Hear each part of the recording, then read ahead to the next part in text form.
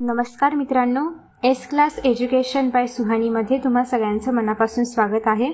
आज आपण पाहतोय इयत्ता 10वी भूगोल पाठ पहिला क्षेत्रभेट या पाठाचा स्वाध्याय.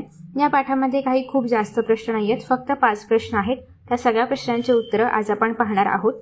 जर तुम्हाला या पाठाचा व्हिडिओ हवा असेल तर तुम्ही ऑलरेडी अपलोड केलेला आहे, प्लीज चेकआउट करा किंवा त्याची लिंक तुम्हाला खाली कमेंट बॉक्समध्ये पाहायला मिळेल. तर हा असणार आहे पहिल्या पाठाचा स्वाध्याय. याच्याबरोबरच तुम्हाला इतर पाठांचे स्वाध्यायही हळूहळू मिळत जातील. सो त्यासाठी तुम्ही नक्की चॅनलला सबस्क्राईब करून ठेवा, जेणेकरून तुम्हाला व्हिडिओज आले की नोटिफिकेशन मिळत राहील. आपला पहिला प्रश्न आहे, तुम्ही केलेल्या क्षेत्रभेटीचा अहवाल तयार करा. तर आम्ही क्षेत्रभेटीसाठी एक ग्रामीण खेडे निवडले होते. आता या पाठामधले जे काही प्रश्न आहेत किंवा स्वाध्यायामधले जे काही प्रश्न आहेत ते कम्प्लिटली ओपन एंडेड क्वेश्चन आहेत. ओपन एंडेड क्वेश्चन म्हणजे काय, याच्यामध्ये प्रत्येकाचं उत्तर हे वेगळं असणं अपेक्षित आहे. तर तुम्ही या ठिकाणी एक स्वरूप पाहू शकता उत्तराचं, आणि याप्रमाणे तुम्ही स्वतः इतर काही ठिकाणी घेऊन पण याचं उत्तर तयार करू शकता. सो इथे जे मी घेतलेलं आहे तर ते आहे ग्रामीण खेडे. सो प्रस्तावनेमध्ये आपण लिहायचं आहे सगळ्यात पहिल्यांदा की गावाचे नाव राजूर. सह्याद्रीच्या डोंगरांमध्ये वसलेले हे गाव. रस्त्याच्या सहाय्याने मुंबईपासून 5 तासात प्रवास केला आणि प्रवासात कसारा घाट लागला होता. तर अशा पद्धतीने प्रस्तावनेमध्ये थोडक्यात सांगायचे की गावाचं नाव काय आहे, गाव कुठे आहे, लोकेशन एक्झॅक्टली काय आहे, आणि तुम्ही जिथून निघाला होता तिथून गावापर्यंत पोहोचायला किती वेळ लागला वगैरे वगैरे. नेक्स्ट आहे दुसरा पॉईंट, क्षेत्राचे स्थान. आता ॲक्च्युली हे क्षेत्र कुठे आहे, तर अहमदनगर जिल्ह्यात हे गाव आहे. आजूबाजूला सर्व डोंगराळ भाग आहे. ठीक आहे. नेक्स्ट आहे प्रमुख भूरूपे. आता आसपास भूरूपे कोणती आहेत, तर हे ठिकाण पठारी भागामध्ये आहे.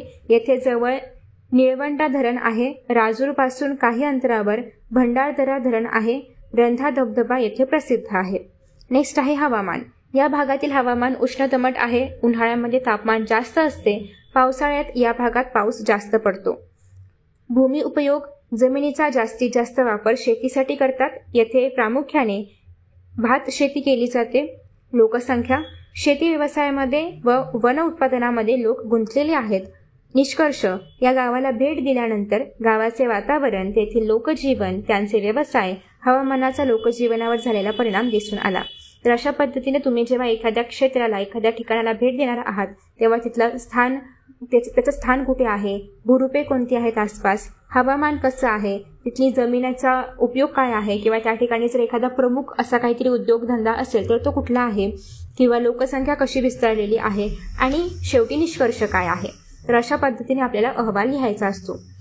तर आय होप की तुम्हाला हे उत्तर कसं लिहायचं हे कळलं आहे. आता आपण जाऊया दुसऱ्या प्रश्नाकडे.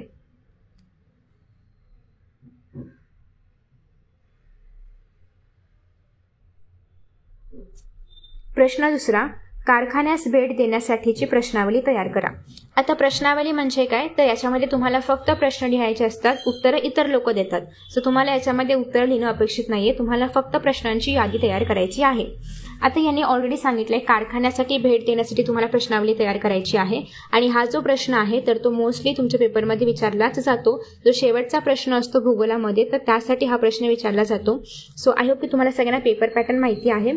तर या ठिकाणी बघा, जो आपला सविस्तर उत्तरे लिहा हा जो शेवटचा प्रश्न असतो 8 गुणांसाठी, तर त्याच्यामध्ये हा प्रश्न तुम्हाला विचारला जातो. तर याच्यामध्ये तुम्हाला 4 प्रश्न विचारले जातात 8 गुणांसाठी, आणि त्यापैकी तुम्हाला कोणतेही 2 सोडवायचे असतात, आणि त्याच्यामध्ये यातला एक तरी प्रश्न हा 8 गुणांसाठी येतो. ठीक आहे. तर तुम्हाला प्रत्येक वेळी कारखान्यासाठी जर प्रश्न तयार करायला सांगितले तर तुम्ही सेम प्रश्न पण लिहू शकता. आता सुरुवात अशी करायची आहे की देशाच्या आर्थिक प्रगतीमध्ये कारखान्यांची भूमिका खूप महत्त्वाची आहे. बेरोजगारीचा प्रश्न सोडवण्यासाठी कारखानदारी उपयुक्त ठरते. सो हे जनरल गोष्टी आहेत, तुम्हाला हवं तर तुम्ही लिहू शकता, नाही लिहिलं तरी पण चालेल, पण अर्थात तुम्ही कारखान्याला भेट देणार आहात तर थोडीशी प्रस्तावना असली पाहिजे. उत्पादनातून गरजांची पूर्तता होते.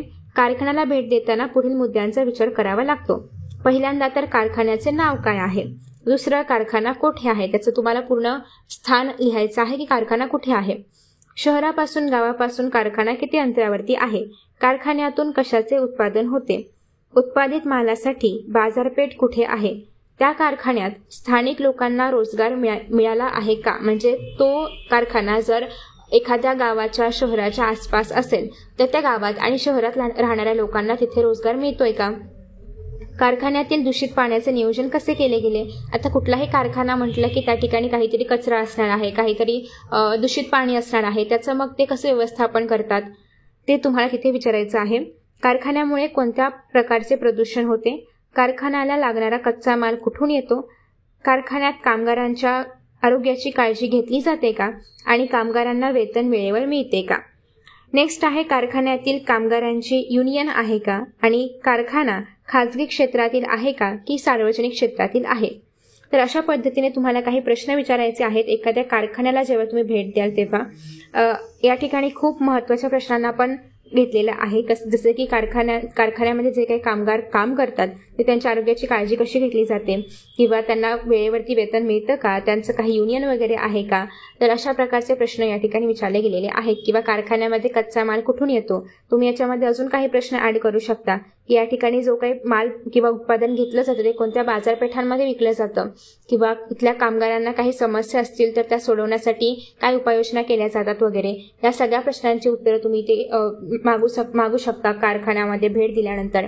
किंवा येथील कामगारांच्या सुरक्षिततेसाठी काही उपाययोजना केलेल्या आहेत का. तर अशा प्रकारचे बरेचसे प्रश्न तुम्ही ऍड करू शकता. आता मुद्दा हा आहे की किती प्रश्न लिहिणं गरजेचं आहे.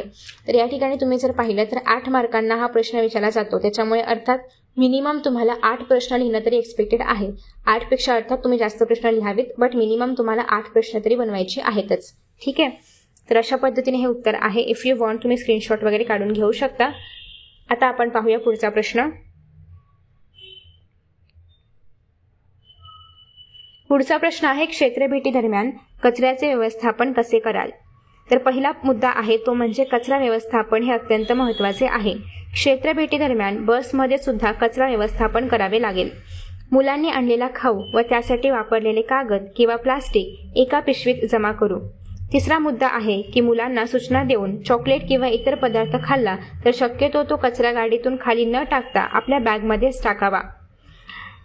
नेक्स्ट आहे चौथा मुद्दा, क्षेत्रभेटीच्या ठिकाणी कचरा टाकण्यासाठी जी व्यवस्था केली असेल तिथे तो कचरा टाकू. पाचवा मुद्दा आहे बसमध्ये कचऱ्यासाठी एक पिशवी ठेवू जेणेकरून सर्व मुले तो कचरा त्याच पिशवीमध्ये टाकतील. पर्यावरणाची कोणतीही हानी होणार नाही, असेच आपले वर्तन असले पाहिजे. अशा सूचना विद्यार्थ्यांना देऊन कचऱ्याचे व्यवस्थापन करू. तर अशा पद्धतीने तुम्ही जर एखाद्या क्षेत्राला भेट दिली तर तुम्ही कचऱ्याचे व्यवस्थापन कसे कराल वगैरे हे सगळं या ठिकाणी सांगितलेलं आहे. तुम्ही याच्यामध्ये आणखी बरेचसे मुद्दे ऍड करू शकता. बाकी हा जो प्रश्न आहे हा तुम्हाला 8 मार्कांसाठी नाही येणार. विचारला गेलास तर तुम्हाला बाकीच्या प्रश्नांमध्ये विचारला जाऊ शकतो. साधारणतः ह्याचं उत्तर तुम्हाला 2 ते 3 मार्कांसाठी वगैरे लिहायला येऊ शकतं. पुढचा प्रश्न, क्षेत्रभेटीसाठी तुम्ही कोणते साहित्य घ्याल. हा प्रश्न तुम्हाला एका वाक्यात उत्तरे लिहा. याच्यामध्ये 1 मार्कासाठी सुद्धा विचारला जाऊ शकतो. तर उत्तर बघा, एखाद्या मर्यादित भूदृश्याचा प्रत्यक्ष निरीक्षणाने केलेला अभ्यास म्हणजे क्षेत्रभेट किंवा क्षेत्र अभ्यास होय. तुम्हाला क्षेत्रभेट म्हणजे काय असं पण एका वाक्यात उत्तरे लिहा. याच्यामध्ये प्रश्न येऊ शकतो. त्यासाठी तुम्हाला हा जो पहिला मुद्दा आहे तर तो लिहिणं अपेक्षित आहे. एखाद्या मर्यादित भूदृश्याचा प्रत्यक्ष निरीक्षणाने केलेला अभ्यास म्हणजे क्षेत्रभेट होय किंवा क्षेत्र अभ्यास होय. क्षेत्रभेटीला जाताना नोंदवही, संबंधित क्षेत्राचा नकाशा सोबत असावा. पेन्सिल, पेन, मोजपट्टी, टेप, होकायंत्र, विविध वस्तू व पदार्थांचे नमुने गोळा करण्यासाठी पिशवी बरोबर असली पाहिजे. चौथं असं आहे की कॅमेरा व दुर्बीण बरोबर घेऊ, कारण काही घटकांचे दूरवरून निरीक्षण तसेच त्यांचे छायाचित्रण करता येते. यासाठी तुम्ही कॅमेरा किंवा दुर्बीण वगैरे घेऊन जाऊ शकता. तर अशा प्रकारे कोणतं साहित्य घेऊन जाल हे तुम्हाला सांगायचं आहे. 1 मार्कासाठी वगैरे हा प्रश्न एक्झामला विचारला जाऊ शकतो. नेक्स्ट आहे क्षेत्रभेटीची आवश्यकता स्पष्ट करा. हा प्रश्न 2 मार्कांसाठी येऊ शकतो. ही क्षेत्रभेट का आवश्यक आहे. पहिला मुद्दा, भूगोल या विषयामुळे आपणास विविध भूरूपे, मृदा, वनस्पती, हवामान, खनिजे, पाणी इत्यादी नैसर्गिक घटकांची माहिती होते. दुसरा आहे व्यवसाय, संदेशवहन, वाहतूक या सांस्कृतिक घटकांची माहिती मिळते.